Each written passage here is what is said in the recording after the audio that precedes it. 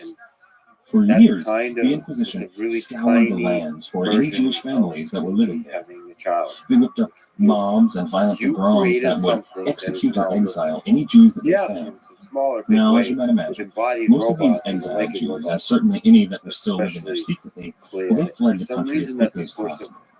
Now, most of these comfort for me. people went to that Portugal or Germany, the many went to power the of Netherlands, some went to programming, but England. also the However, elegance for a of lot of programming Jewish is the whole families, thing. that wasn't That's far the enough. They decided they source, had to get out of Europe yeah, entirely. source In I have fact, they to. had to get There's so many into things a I've been different very hemisphere. blessed with.